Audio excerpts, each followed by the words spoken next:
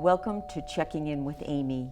My name again is Amy Goldberg. I'm a registered nurse with the Elder Service Plan of the East Boston Neighborhood Health Center. We serve people who are 55 years of age and older who live in our catchment area of East Boston, Chelsea, Revere, Winthrop, and Everett. And the goal of the Elder Service Plan is to keep people living in their home independently, healthy, and in an active manner. Today, we're honored to have our guest to be Dr. Ashley Casey. Welcome, Ashley. Thank you, Amy. It's nice to be here. And Dr. Casey is a doctor of pharmacy, and she also is a registered pharmacist. That's a lot of title. Yeah. So tell me exactly what you do for the Elder Service Plan. So right now, I work full-time as a clinical pharmacist and a project manager at the Elder Service Plan. I essentially work with patients and the nursing staff to work on medication compliance. I try to get down the number of medications to a more manageable amount if people are on a lot, which happens quite frequently in the elderly population, and also try to decrease the cost of medications in general because it's also an insurance plan. Right. Yeah. So when I go out and I see patients in their home, what I see is that I'm running around the house and they're running around the house trying to find all the medications that they're on. There's no real way of keeping them straight, and it usually takes a number of minutes. So tell me what systems the Elder Service Plan has and what organizational tips you could offer us today. So specifically at the Elder Service Plan, we work with the participants to create what's called the Medicine on Time system, and we have an example of that here. And essentially they have, as you can see on your screen in a more close-up, you'll see the packaging is color coordinated. There's morning and evening cards, noon and bedtime. 2 on the screen or up there, and you can see they're convenient, they're organized, and they're color-coded. On the next slide, you can see there's your name, the date and time, and the drug. And that way, the packaging is all set every single month for you, and it's home delivered to all of the participants. And it makes it really easy because all you have to do is pop it out. You just follow the date, you follow the time, and you don't have to worry about anything else. So if someone doesn't belong to the Elder Service Plan, what's a way that they can do it? You could very easily go down to a local pharmacy, and you can pick up what's called a medication pill box. And you can see there in the medication pill box that they have every single day, so Sunday through Saturday. And typically you'll see once a day or twice a day dosing, but this particular one, and it's readily available, you can buy 4 times a day if you're taking multiple medications throughout the day. So it'll be similar to the Medicine on Time packaging, but you have to set it up yourself, or a caregiver needs to set it up for you. Okay, so those are 2 really good ways Yes. of doing it. One with the Elder Service Plan, which we're a little unique with this packaging. Yes. And then the second with the medication pill box. Yeah, so the packaging that we use, Medicine on Time, is available throughout the country at certain pharmacies. Specifically at the Elder Service Plan, though, we, as a part of the program, as a standard, do deliver to the patient's home, and everything's set up in a 28-day cycle, so you never have to worry about calling the pharmacy to pick up Or your waiting meds. in line. Or waiting in line or anything. Everything's always just sent right home. That's great, especially in the bad weather. Yeah, exactly. Good weather right now. So now let's talk a little bit about storage.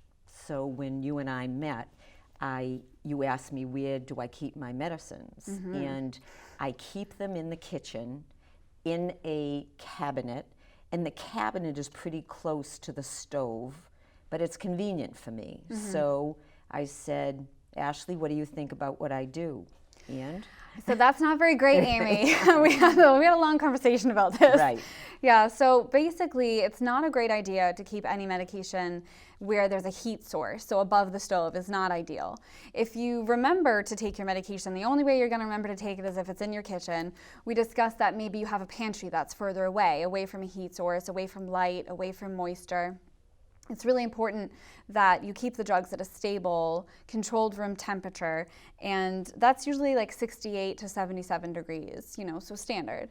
And some drugs are okay at different temperatures, but you'll see for the most part, when you walk into a pharmacy, it's a pretty stable 72 degrees, and all of the meds are pretty much kept at that when you walk in. So it's important to remember that when you're keeping it in your house, to keep the stability okay for a long period of time. And so another thing we always thought about was medicine cabinets. Yes. So now you would think this is the purpose, to keep your medicines in a medicine cabinet. So your thought? Yeah, we discussed this a little bit too. It's not an ideal location, again, because of heat and the moisture and the fluctuations in temperature in a shower. And, you know, when someone's opening up their medicine cabinet and they have all the steam in there and then the heat comes out and the moisture is exposed to the medication. So say you have something like ibuprofen capsules in your medicine cabinet and it's exposed to these temperature changes and it's exposed to the moisture from the shower. What's going to happen is eventually they all clump together and then you can't use them anymore. Right. So to make drugs last longer, and have a longer shelf life, you want to keep them somewhere, again, that's warm. I mean, that's not warm, sorry. Somewhere that is away from heat, away from light, away from children and pets, to keep it stable and safe. Well, now everybody's going to have to get rid of their medication cabinets. Well, great ideas, you know, like we were saying, if you remember in the kitchen, it's a good idea to keep them away from the stove. But, you know, if you have a pantry that's away from those things, it's fine. If you like them upstairs and you're used to them maybe in the bathroom, maybe switch it to your bedroom and you wake up in the morning and it's right in your drawer in your, you know, bedside table. That's something that's easy and convenient. So then the next question is about refrigeration. When I go out to see patients, the most commonly used medicine that might be in the refrigerator is insulin. So sometimes I see insulin in the fridge, they go in to get it, and other times it's on the kitchen table. Then I'm thinking, I hope they're doing things right. Yeah. So insulin can be one of those confusing situations where you get conflicting messages from different people and doctors and pharmacists. But I made a slide that basically goes over the do's and don'ts. So definitely want to store in the fridge if unopened. So in the pharmacy, to make it last till the expiration date on the box, you want to keep it in the fridge. Once it is open, you can keep it either in the fridge or at room temperature, but you have to make sure that once you open any of the insulins, whether it's a pen or a vial, that you make sure you mark on there the date that you opened it, because then it's only typically, depending on the insulin, it's good for only 14 to 28 days. And if you're not sure which, you know, insulin you have and how long it's good for, you definitely want to ask your pharmacist, and they'll be able to show you, and it's usually written somewhere on the packaging, but it's small print and hard to find, but definitely make sure you ask the pharmacist and they'll tell you how long it's stable for outside of the fridge. And what about freezing? Yes, you never ever want to freeze your insulin. What can happen when you freeze or you keep it at room temperature for too long, you can actually change the color or the consistency sometimes of the insulin, and it's no longer viable, so you can't use it anymore. And that's something that's really confusing, because a lot of times people will say, oh, well, I'm just going to keep it, you know, you said to keep it cold, and you stick it in the freezer not thinking, and then it gets frozen, and then when it defrosts and melts back down again, it's no longer stable. It's not going to be used anymore. So it's definitely good to remember that if you're going on a trip somewhere, that you mark when you took it out of a fridge, and then make sure you toss it after the expiration. Do you think people do that? I hope so. We hope so too. So I know of a number of medicines that are really not taken properly, just from my experience. So the first one that I want to talk to you about is thyroid medicine. So let's talk a little bit about that. Okay. So some general tips on taking medications as a reminder is you want to remember timing matters. So despite any medication, really, you're going to want to make sure you check with the doctor, check with the pharmacist, and ask, should I take it in the morning? Can I take it at night? With specifically thyroid medications, levothyroxine is one of them, you want to make sure that you're taking that in the morning. And that's usually because it brings up the next question, is to eat or not to eat. A lot of people question, can I eat with this? Can I not eat with this? Or I just drink it with water? And with thyroid medication specifically, you want to make sure that you are not eating with it. You want to make sure it's on an empty stomach. You want to make sure that you're taking it in the morning. So in the morning is typically when you've had an empty stomach already. So when you wake up first thing, you take it, then you go set your coffee off or whatever, you do your errands for a half hour or so, and then you can eat. And that will basically be most efficient in working in your body. So it will prevent unnecessary dose changes and increases. And so it's important to remember that if you take it on an empty stomach every single morning, that it will work better and you'll have the most efficient and lowest dose. Well, it's something I learned Yeah. the hard way.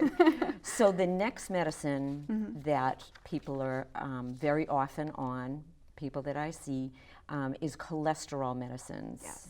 So your tips on cholesterol medicines?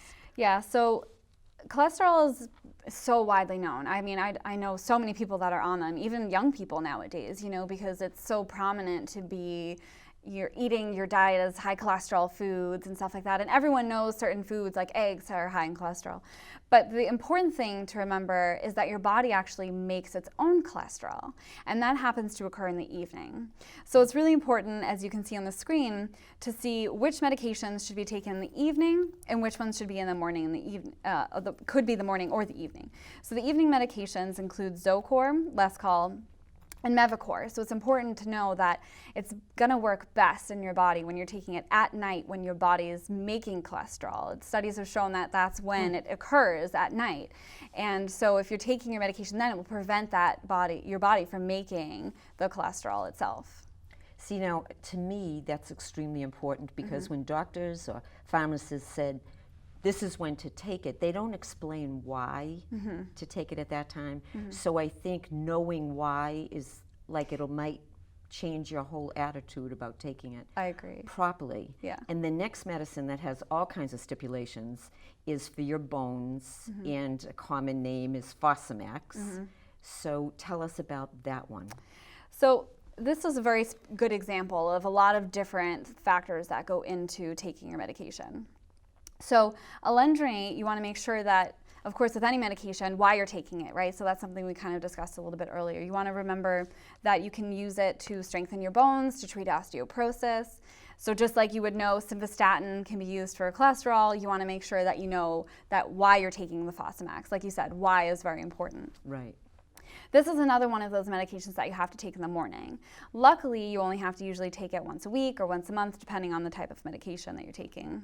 Different things for osteoporosis work differently and can be taken at different dosing times. But this one, alendronate specifically, is usually once a week, typically. So you want to make sure you take it in the morning, and usually, mark it down on the calendar. It helps you to remember which day of the week you usually take it. And you want to make sure, again, that's the reason you take it in the morning is because you want to take it on an empty stomach. It does have a lot of drug interactions. It interacts with a lot of foods. So it's important to remember that if you take it in the morning and you wait a half hour at least or to an hour before you eat or take any other medications, that it's going to work the best in your body and you'll get the most out of taking the medication. It's also really important to remember to drink it with a full glass of water. A lot of people don't realize that, especially with this particular medication, it can get stuck in your throat. And this will cause a serious irritation and sometimes a burning. And that is not easy to treat or heal. So it's just important to remember that when you're taking this medication, you want to drink a full glass of water. And then the other point to prevent the irritation in your throat is to remain upright. A lot of people, when they take medication early in the morning, they'll lay back down in bed or something, but it's really important with this particular medication to remain upright to prevent that throat irritation. And the other thing to prevent the throat irritation with this is to not cut, crush, or chew. And that's something that you should always, before cutting or crushing any medication, check with your pharmacist because they'll know best which ones can be cut or crushed. And it's a good point to always double check before doing anything with a physician, with a pharmacist.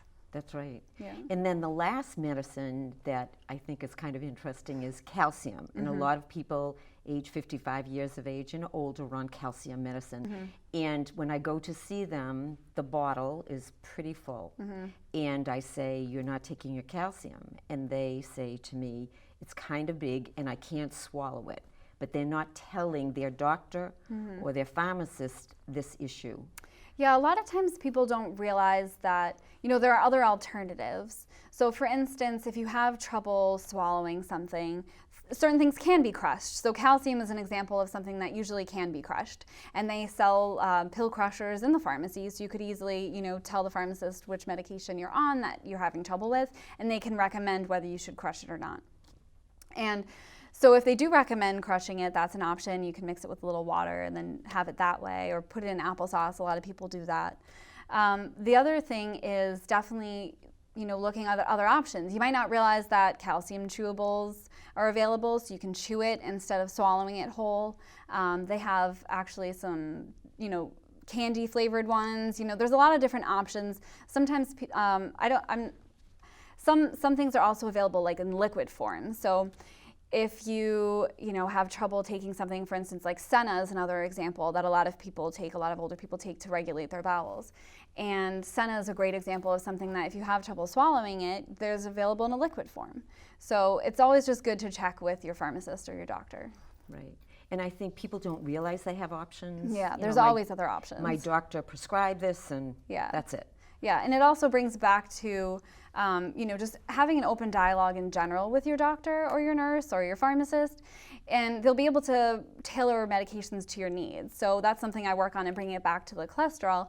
If you have trouble remembering to take it at night, and that's when it's going to work best for certain ones, you can take those ones that can be taken at morning or the evening, like the Lipitor, that you can take in the morning if you have trouble taking in the evening. It's just being open with your doctor, with your pharmacist, and they'll be able to help tailor to your needs. So what if I took too much? Okay, yeah, that's something that a lot of people have questions about. If you take too much of any medication, you want to make sure that you call your provider and let them know your medication that you took too much of. I know it happens a lot. Sometimes you forget if you took it, and then you take it again because you didn't realize, and you don't have a system like Medicine on Time where it tells you the date and time, whether or not you took it. So if you take too much, you definitely want to call your provider and have handy the name of the drug, the dose of the drug, and how much you took. If they're not available, or it's night or a weekend, there's a 24-hour hotline, and that's up on the screen, the Poison Helpline, and that's 1-800-222-1222, and they can actually assist you with figuring out, again, having your medication and everything ready, but they can assist you with what to do, whether or not you should go seek emergency help, or whether or not, you might be okay and just wait till you check in with your provider on Monday or something like that. So they can usually guide you pretty well. The Poison Helpline is especially helpful if maybe a child or a pet got into your medication, and they'll guide you as to what to do for them as well. And then, okay, I took too much, now I know what I'm going to do. What if I forgot to take a dose? Yeah, so if you forget to take it, it's really important to know that you can take it as soon as you remember it. If it's close to the time of your next dose, you usually want to skip that and then continue with your dosing schedule. So for instance, if it's 5 o'clock, you say, oh my goodness, I completely forgot to take my morning meds, but I have it again, I have a second dose in the evening. It's okay, like for instance, calcium. It's okay to just skip your morning med and then go to your evening. Sometimes the provider, if you call the provider and ask their advice, they might, depending on the medication, just tell you to take 2, and it's okay to take 2.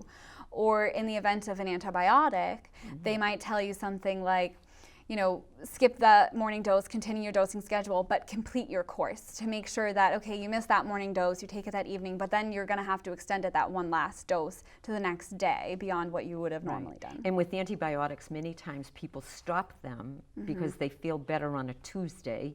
And they were supposed to have taken it, till Thursday. 6 more days or whatever, and they don't do it. So you really have to complete your course. So in general, before we leave, some general tips that you think would be good to leave people with? I think it's very important to remember in general to always have a list of your medications with you. I mean, if you're on one medication, you're going to remember that, but if anything ever happens and you take extra, like you were saying before, or you don't take enough of something, you'll have your list of, it's important to have the drug name on there, the dose on there, and then how many times you're taking a day. And it's important to know why you're taking those medications. So for instance, for my grandparents, I actually made a list of all of their medications with their name, with the dose, with the directions, and then at the very end I put what they're using it for. So if they were taking a calcium pill, you're using it for your bones as a supplement. So I went through all of their medications, and you help them in that way. And I think it's important that you take responsibility and do it for yourself, for your someone you might be caring for. It's really important to take charge and be responsible about your medications. The last thing is definitely knowing your allergies. And on that medication list that you might carry around in your wallet or your purse or something, especially if you're going from doctor to doctor to doctor, you want to make sure throughout the transitions of care that it's easy and everybody knows on the same page what medications you're on, so they don't actually accidentally prescribe something that you might already be on. Right. Or they might need to increase your dose or decrease your dose, and it's important to have that.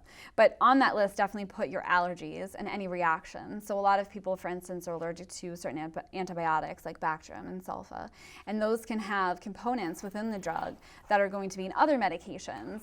So it's important to know and tell your pharmacist and tell your doctor your allergies in the event that there's some other medication they might want to put you on that might be similar and have similar components, and they want to make sure that you don't have a reaction again. Right. And then the last thing is definitely to stay up to date with vaccinations. It's really important, I think, as a nurse, you can agree to advocate to stay up to date with vaccinations all year round. Right. So thank you so much for coming to visit with us today. And I know that everyone will really come away with a lot of helpful information and go forward with it. Thank you for having me, Amy. As Oprah would say, I had many aha moments when we met. You know, we really did. Yeah. So thank you again for being my guest.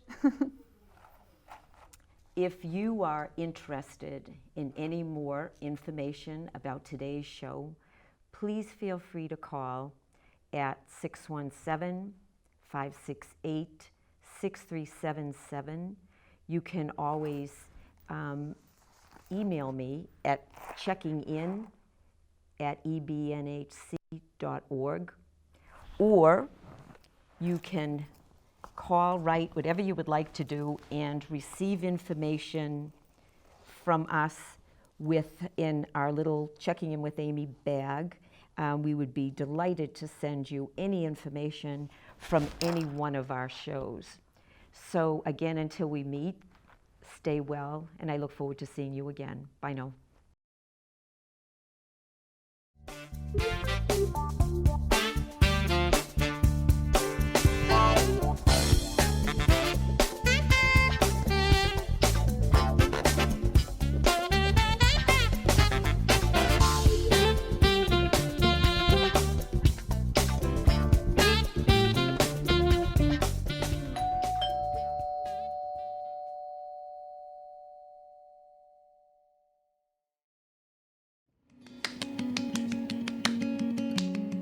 My parents were always very independent. They always seemed to take care of each other. My dad met my mom when she was 13 and he was 15, so they got a lot of practice. It was really difficult when they were faced with health challenges and started to need some help. It was also really hard on me and my brothers. It seemed like every day we were getting calls. They needed to go to this appointment or that appointment, and it became pretty apparent that they really couldn't live on their own without some help, and more importantly, stay healthy. We're lucky to find the Elder Service Plan. Almost immediately after enrolling, we saw some real change for the positive. All their medical appointments were in the same location, including the prescriptions. If they did need to go to see a specialist, then transportation would take them, and that was a big relief for us. My mom attended the PACE Day Center each day where she could really socialize, and she loved that. When they needed services in the home, that was a big help too. And my dad, he'd still call me every day, but not because he had to, because he wanted to. He'd say, "Stevie, you won't believe it, they fixed my teeth. They got me some new shoes today." Just brought some amazing stability to the family. I'll see you a little later today, okay? Okay. My name's Lucas Akerley. I'm the activities coordinator for the Elder Service Plan in Winthrop. Today we're doing active parachute games. We have a ball toss with some music. It's fun. Keeping active at ESP is part of our plan to keep you happy, healthy, and independent.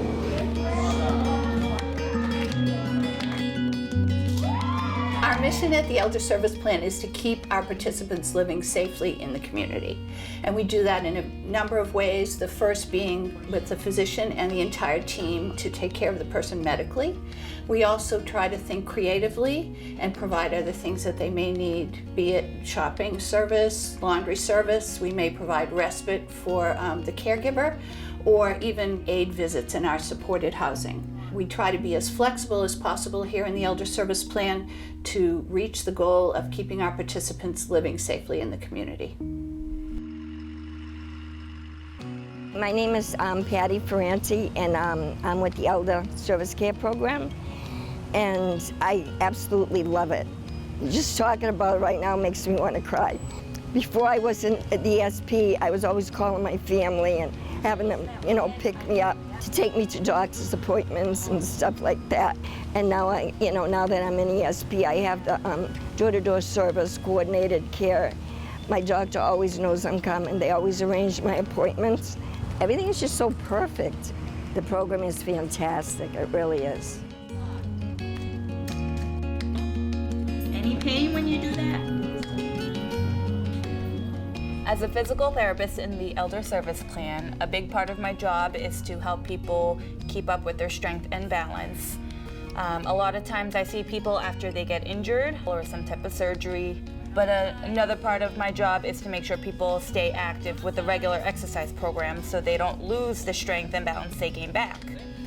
What we do is we talk to the person to find out what they want. Do they want to increase their endurance, their strength? Do they want to be able to do things easier throughout the course of their day? We will work with them and develop a plan, and we move forward with it. We try really hard to keep up with the mission of the program, which is to keep people in the community of their choosing for as long as possible and as safe as possible. Even sometimes just a cane or a walker can make all the difference in making sure people stay safe. Very central to our plan and what we do here is the patient, the person. And the way we deliver that care is by having a care plan which centers around the person's goals, their choices. As the medical director for the Elder Service Plan for the last 25 years, I've had the pleasure of watching our program grow enormously. While we started out largely in East Boston, we now serve participants in Chelsea, Revere, Everett, East Boston, and Winthrop. I think one of the real great reasons for our success is our ability to comprehensively coordinate our participants' needs. It's not just seeing the doctor or the nurse. Pharmacists, activities directors, nurses, nurse practitioners, van drivers, dietitians, all of us work together under one roof to keep our members healthy, active, and independent.